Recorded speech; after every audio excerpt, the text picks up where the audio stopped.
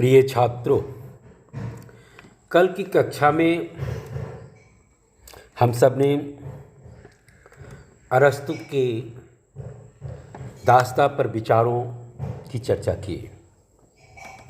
अरस्तु ने दास को स्वाभाविक बताया और यह कहा कि कुछ लोग शारीरिक रूप से तो ताकतवर होते हैं लेकिन मानसिक रूप से नहीं, या मानसिक दृष्टि से या विवेक की दृष्टि से कम होते हैं या बहुत कम होते हैं। और वो कहते हैं कि ये स्वाभाविक है। और वो किस तरह से ये उन्हें एक दास को एक उपकरण के रूप में साबित करते हैं। वो कहते हैं कि दो प्रकार के उपकरण होते हैं, सजीव और निर्जीव। सजीव उपकरण, निर्जीव उपकरण जैसे खुरपी, कुदाल या ट्रैक्टर, इन सब को चलाने के लिए निर्जीव उपकरण, सजीव उपकरण के रूप में दास चाहिए। ये ट्रैक्टर, खुरपी, कुदाल निर्जीव उपकरण हो गए और उन्हें चलाने के लिए सजीव उपकरण दास हो गए। और इन उपकरणों को वह नागरिकों के लिए ज़रूरी मानता है ताकि नागरिक अपने समय को भौतिक आवश्यकताओं को पूरा करने में व्यय न करे और उनके समय का बचत हो, ताकि वह अपना नैतिक उत्थान कर सके और अपना समय नागरिक कार्यों में लगा सके, राजनीतिक कार्यों में लगा सके। वो इस तरह से दास को प्राकृतिक दृष्टि से असमान बताते हैं। स्वामी और दास दोनों को वह एक दूसरे के लिए उपयोगी भी बताते हैं और वह कहते हैं कि विवेकी स्वामी के पास रह करके अविवेकी या कम विवेकी दास जो है अपने जीवन को भी ऊपर उठा सकता है। फिर उन्होंने यूनानी सभ्यता की आवश्यकताओं को ध्यान में रख करके भी दास प्रथा को व्यवहारिक बताया था। दासता के प्रकार पर चर्चा करते हुए अरस्तु ने कहा कि दास दो तरह के हो सकते हैं। एक जो कम विवेकी है और दूसरे वो जिन्हें एक राज्य जीत करके दूसरे राज्य को जब अपना उस पर अधिकार कर लेता है तो वहाँ के जो लोग होते हैं वह उनके दास हो जाते हैं। इस दासता को युद्ध में पराजय के कारण दासता को वह स्वीकार करते हैं और कहते हैं कि यह दासता भी केवल बर्बर जातियों के लिए उचित है, यूनानियों के लिए नहीं। यानी और वो यही नहीं रुकते हैं, वो कहते हैं कि यूनान को यदि युद्ध में कोई दूसरा देश जीत भी लेता है तो भी इसे दास नहीं बनाया जाना चाहिए, क्योंकि यूनानी जन्मजात दास नहीं है, यानी वो दास बनने के योग्य नहीं है। इस तरह से अरस्तु एक तो यूनान की आवश्यकताओं का पक्ष लेता है और यूनान में बसने वाले लोगों का भी पक्ष लेता है। दास प्रथा को मानवीय बनाने के लिए वह उसके क्रूर रूप का समर्थक नहीं है। वह दास प्रथा को क्रूरता विहीन बनाने के लिए कुछ निर्देश भी देते हैं ताकि दासों में असंतोष उत्पन्न न हो। यदि दासों में असंतोष उत्पन्न हो गया तो राज्य और समाज के लिए खतरा बन जाएंगे। इसलिए अरस्तु दास में असंतोष न हो, इसलिए दास प्रथा को मानवीय बनाने के लिए कुछ निर्देश भी देते हैं जैसे कहते हैं कि दास के साथ स्वामी को मित्रतापूर्ण व्यवहार करना चाहिए। यद्यपि वह उसका सेवक है, दास है, फिर भी एक मनुष्य है। बुद्धि न होते हुए भी वह भावनाशील है। इसलिए उसकी भावनाओं को ध्यान में रखते हुए स्वामी को उसके साथ मित्रतापूर्ण व्यवहार करना चाहिए, ताकि और साथ ही साथ उसके सुख सुविधाओं का भी पूरा ख्याल रखना चाहिए। दूसरे कहता है कि प्रत्येक दास जो है वो मुक्ति का आकांक्षी भी होता है।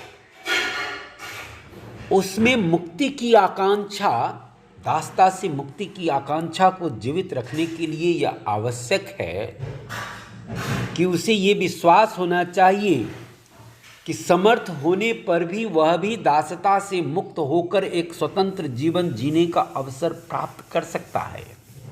यानी दासों में यह एक आकर्षण भी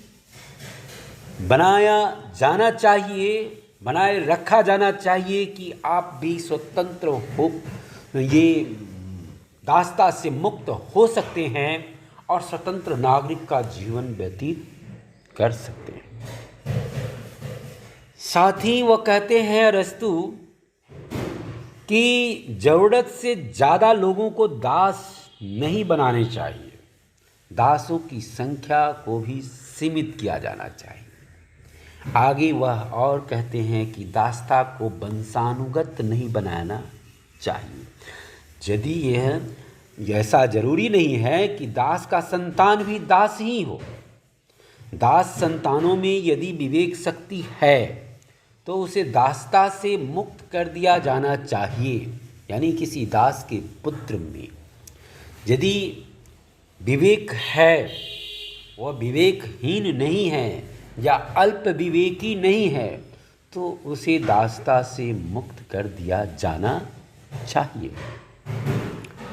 इस संदर्भ में यदि हम भारतीय समाज में वर्ण व्यवस्था में चौथे वर्ण की जो स्थिति है शूद्र, उससे उसकी तुलना करें तो अरस्तु जहाँ दासों को दासता से मुक्त होने का अवसर प्रदान करते हैं, भारतीय वर्ण व्यवस्था में इन शूद्रों को अपनी शूद्रत्व त्याग करने का भी कोई अवसर प्राप्त नहीं है।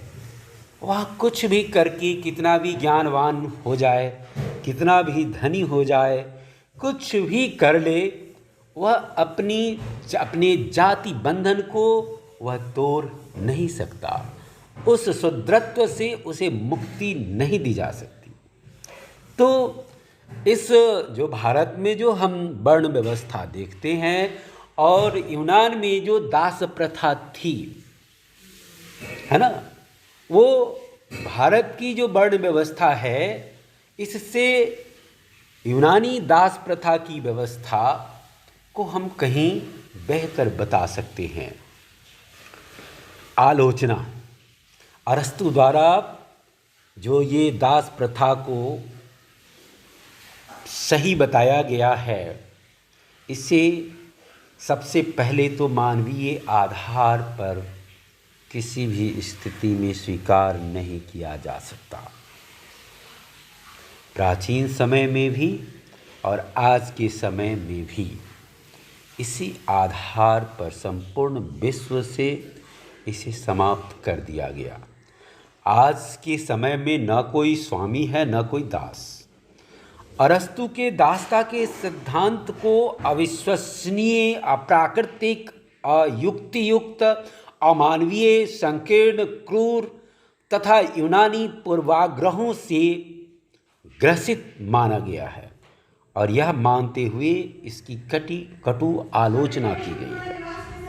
सबसे पहले ये कहा गया कि अरस्तु की जो मान्यता है कि कुछ लोग जन्म से ही शासित होने के लिए पैदा लेते हैं, यह बिल्कुल अतार्किक बात है। यह तर्क पर कहीं से भी नहीं ठहरता है। कितना शारीरिक बल एक व्यक्ति को दास बनाने के लिए आवश्यक है, इस संबंध में भी अरस्तु कोई स्पष्टीकरण नहीं देता है। फिर शिक्षण प्रशिक्षण के माध्यम से संभव है कि विवेकहीन व्यक्ति को विवेक युक्त बनाया जा सके, ताकि इसलिए उसका दास बनाना उचित नहीं है। अरस्तु इस संभावना की अवहेलना करता है और शारीरिक दृष्टि से बलशाली व्यक्ति को विवेकहीन घोषित करके उसके दास होने का राग अलापता रहता है। दास प्रथा अतार्किक ही नहीं, अनुचित भी है। मानव जाति को दो भागों में विभाजित करना यह किसी भी दृष्टि से उचित नहीं है। प्रोफेसर रॉस भी इसकी आलोचना करते हैं। वो कहते, यद्यपि व्यक्ति व्यक्ति में बौद्धिक और नैतिक गुणों की दृष्टि से अंतर हो सकता है, लेकिन उन्हें इस आधार पर स्वामी दास और शासक शासित के रूप में विभाजित करना उचित नहीं है, अन्यायपूर्ण भी है। और साथ ही साथ यदि ऐसा किया गया तो मानव जाति का बहुसंख्यक भाग दासों के रूप में परिणत हो जाएगा। इसलिए यह दास प्रथा बिल्कुल अनुचित है। ये असमानता पर आधारित है।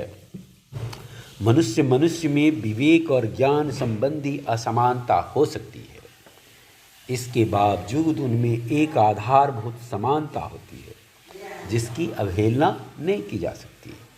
इस आधारभूत मानवीय समानता की अवहेलना करना मानव जाति का अपमान करना है। मैक्सी इस संबंध में कहते हैं कि आधुनिक युग में जबकि दासता के हर रूप को अवैधानिक घोषित कर दिया गया है, दासता का समर्थन करने वाली अरस्तु की पुस्तक पॉलिटिक्स के इस भाग का अध्ययन वर्जित कर दिया जाना चाहिए, ताकि लोगों में दासता के संबंध में गलत धारणाएं उत्पन्न न हो। यानी मैक्सी तो यहाँ तक कह रहे हैं कि अरस्तु की पॉलिटिक्स में जो दासता के समर्थन में ये बातें कही गई हैं, इस भाग को ही प्रतिबंधित कर दिया जाना चाहिए, ताकि लोग आने वाली पीढ़ियों के मन में गलत धारणाएं उत्पन्न न हो। कोई भी दास पूर्णतः विवेक शून्य नहीं होते हैं। अरस्तु दासों को विवेक शून्य बता देता है और इस आधार पर उसकी दासता का समर्थन करता है। दूसरी तरफ ये भी कहने लगता है कि वह स्वामी की आज्ञा को समझने और उसके पालन करने का विवेक उसमें होता है। एक तरफ उसको विवेक शून्य बनाता है और एक तरफ उसमें विवेक कहता है कि है भी। दास की स्थिति भी स्पष्ट नहीं है। वह कभी दास को सजीव उपकरण बताता है, फिर कभी वह कहता है कि वह मनुष्य ही है। तो इस तरह से दास की स्थिति को भी वह स्पष्ट नहीं कर पाता है।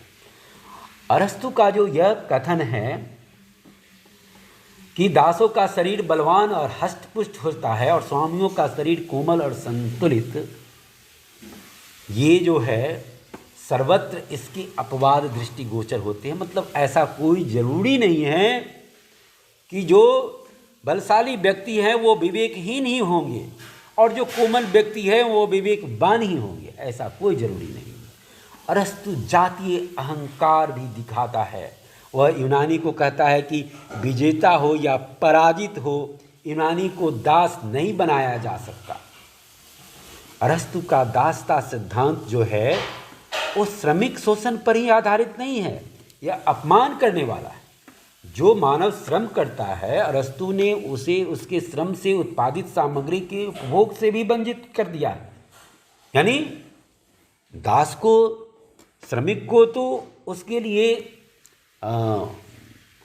मजदूरी दी जाती है, लेकिन दासों को उसके लिए मजदूरी भी नहीं दी जाती है। वह मजदूरी के भी अधिकार से वंचित हो जाता है। यही नहीं, वह श्रम करने वालों को किसी भी तरह के राजनीतिक अधिकार भी नहीं देना चाहता। मजदूरी तो नहीं देता है, साथ साथ राजनीतिक अधिकार भी प्रदान नहीं करता है। मैकिल वेन इस ओर संकेत करते हुए कहते हैं कि राज्य की सुदृढ़ आर्थिक स्थिति के लिए कोई सही आर्थिक योजना होनी चाहिए, न कि कुछ लोगों का शोषण, दासता का सिद्धांत साथ ही साथ वैधानिक भी नहीं है। यह मनुष्य की तुलना पशुओं से करता है, दासों को पशुओं की संज्ञा देता है, उसे वह उपकरण बताता है। मनुष्य कितना भी विवेकहीन क्यों न हो, वह मनुष्य ही है और उसके साथ मानव जनित ही व्यवहार किया जाना चाहिए। दासता का जो सिद्धांत है वह समाज में संघर्ष को बढ़ावा देने वाला सिद्धांत है, इसलिए यह सिद्धांत उचित नहीं है। इस तरह से मनुष्य अरस्तु का जो दासता का सिद्धांत है यह पूर्णतः अवैज्ञानिक और अलोकतांत्रिक सिद्धांत है। अतः आधुनिक युग में जबकि मानव मात्र के समानता के सिद्धांत को सर्वत्र स्वीकार किया जाता है,